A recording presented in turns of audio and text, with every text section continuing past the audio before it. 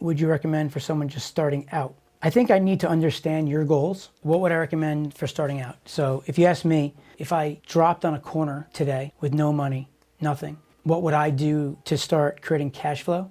Like for me, it's selling and creating cash flow for your business and removing that financial pressure. And then once you can have some cash flow coming in, then you can do other things when you're a bit more comfortable. Otherwise, you're just gonna like freak out. The first thing I would do is just broker deals. That would be the simplest thing, right? I don't have to set up anything. I don't have to go and generate leads. I would go find somebody that has an offer, and then I would go and promote that offer. Now there's other ways to do it where if everybody has the same offer, I would do things where I would create like a front end survey and have the offer on the back end. And I would arbitrage that to try to like at least break even on the media buy and the lead, and then monetize the data in the database that you generate the lead from. So I created this challenge called One Affiliate Offer Challenge a while back, but the idea was around finding an offer, building out a survey or a lead form, getting that in, then linking out to the offer for them to then pay you a commission if you drive a sale, and then you own that data. And then ultimately, if you break even or you're profitable, you then market to that data, whether it's sending more affiliate offers through email or SMS. That's probably what I would do just to start making some money. I can lay out some scenarios where you can build out a lead gen business, right? You could become an agency. The certification program, I could show you how to use a survey, how to build a survey, and then go and as an agency, use that as your service and go find people that are looking to generate leads. And then you position it the way I position it with surveys that work, and you know how to do it. You do it for them, you use my platform to do it, and then generate a lead for $1 and sell it for $2 and do it 10,000 times a day. Right? And then you have a massive business. Right? Those are things that we do. It depends on a lot of things in your situation, what your goals are, how much money you have, where you're at in your life. If you're somebody that has a few bucks sitting on the side and you have some time, right? Or you're doing it as a side hustle where there's financial pressures in there, then there's a way you can do some of those other things if you're a beginner. But I think the simplest way is just through affiliate marketing, just finding an offer and making a middle on it, right? So if Joey had a real estate offer and he was out there buying leads for $50 to his form, and then I, as an affiliate, go to Joey and we do a deal where he's gonna pay me $50. If I get people to fill out his form, put out their information, press submit, I'm not touching any of the data. I would then go out to the marketplace and look for traffic for the who of that person, where's those investors, and try to figure out if I can go and get traffic first on a performance basis, right? I try to pay for a lead. So if I can get somebody to run the offer on let's say $40 per lead, they would be the ones with the traffic generating the lead. I'd pay them $40, Joey'd pay me $50, I'd make $10, right? I just arbitrage that, and I don't own anything. I don't have my own traffic. I don't have an offer, and I'm making money. And that's a viable business, a profit, like a great business. I have a hard time getting away from that business because it's just cash flow. You just make money, right? Versus like when I'm building Server Detective, I'm investing in software, right? That takes a long time to be rolled out and then making money on that software, right? So it's like working on that versus, man, the time spending just working on Joey's offer and Keith's and Jason's and Quentin and Robert. Like if you guys all gave us offers, right, and we started promoting it and going after it, right, and making a middle, that's where I go through like the 4 W's. I don't know if you guys have seen that in some of the YouTube videos, but like the user needs it, the publisher's happy because we're making them money with the offer, the advertiser's happy because we're getting them a lead that's going to convert to a customer, and we're happy because we're making a middle. They're paying the right price.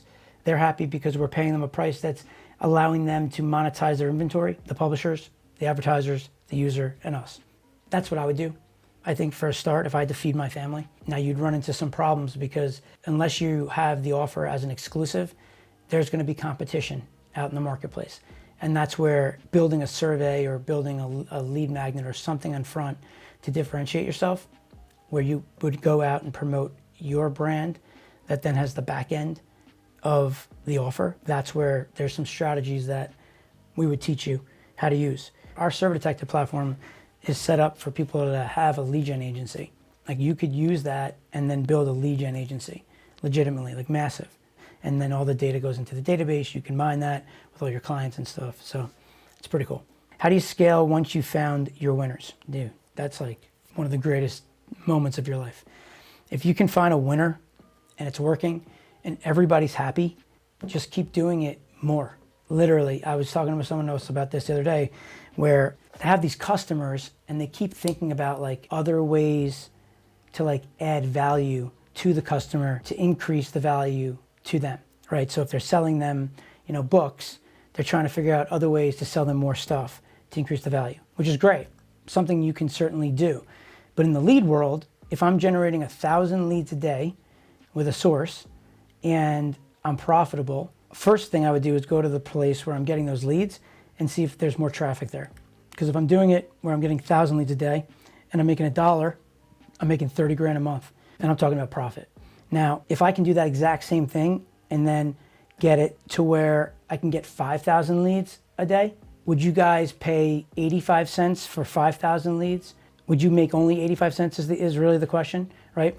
To get more traffic, you want to make the offer worth more to the publishers, so you would then give them more money to increase the value, right? But ultimately, like if you're making 85 cents on 5,000 leads, 10,000 leads, right? Think about that. On 10,000 leads, you'd make 8,500, right? A day versus 50 cents, right? Make 50 cents. So if you're out there buying traffic for $2 a lead and then you're getting paid $3 and you're doing 1,000 leads a day, now, first thing I would go to the source and figure out if there's more traffic. If there is, I try to understand like what do they need, and I would figure out what the eCPM is for them, because you got to understand that platform, right? You don't want to just throw numbers at them. You want to know where they're happy, right? Because one, they may give you more traffic without you increasing the price because it's working for them. So then there's no reason to give them more money. The only reason you would give more money is if you can get more volume with the same quality traffic. But if they tell you, all right, well, you're backing it out here, you're like my third best offer. If you were paying me $2.40, I think I can get you like 4,000 leads a day. Is it worth the test? Sure. I'd still be getting paid the $3, right? But I'd be making 60 cents a lead instead of $1 a lead, right? But 60 cents a lead on 4,000 leads a day is over 2K. So times 30 days, dude, I'm making over 60,000 plus maybe $70,000 a month. Versus the 1,000 leads, and I'm working at higher margins, and I'm only making 30,000. So that's the way I would scale. After I figured out if that source had more traffic or not, the second thing I would do is go and look for other sources that are exactly like the one that I'm getting traffic from. Everybody knows how to get traffic. The first thing you need to do is you need to know the who. You need to know who you're looking for, right? You don't make up traffic. Traffic's already existing on the internet. You don't have to create traffic. People go to Google, people go to Facebook, people go all over the internet. People go to ESPN, people go all over the place. What you need to do is you need to figure out who it is you're looking for.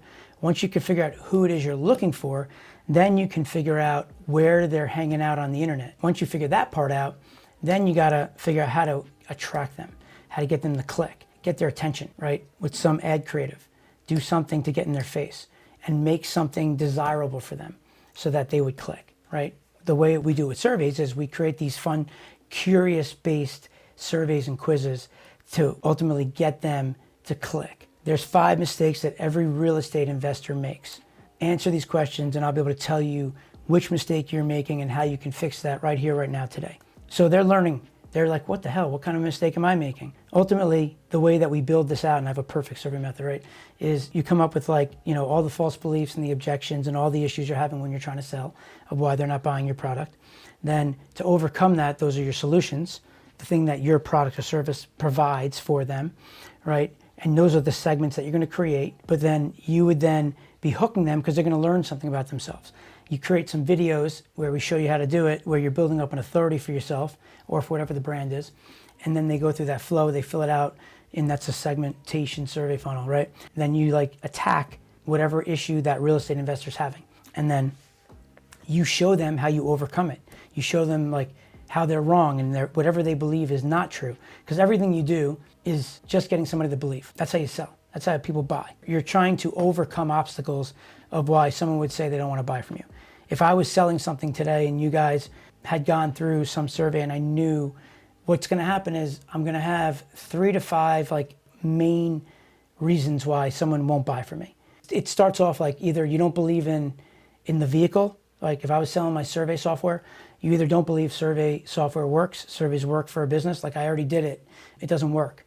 I can tell you 10 reasons why whatever you did that didn't work is an issue, and how I can show you case studies of things that we've done with generating millions and millions of leads. It works, right? You just did it wrong. I don't know what you did wrong, but I could show you how we do it right, and it works. It could be something that's internal, like I don't have any marketing experience, or I don't think I can do it, right? Things like that, right? I need to overcome those insecurities with whatever that is, right? Like, so, oh, well, if you're with me, I have 20 plus years of marketing experience. So you don't need marketing experience. I'm going to show you exactly what works so you can fast track your success. You don't have to make the mistakes that I made the last 20 years. I can't do any tech.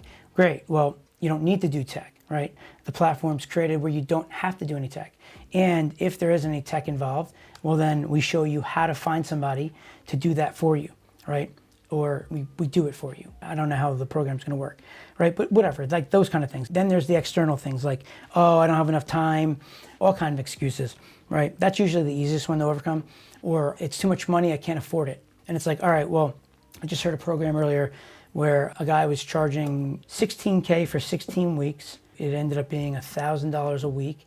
And then ultimately it was like, if I can help you make over $16,000 within those 16 weeks, would you stay on and continue with the program or something like that? And they're all like, of course, hell yeah, right? Obviously, if you learn it. And that's the ultimate goal, right? Is like, all right, well, finding a way to overcome the issues. That's sort of the concept of what that's all about.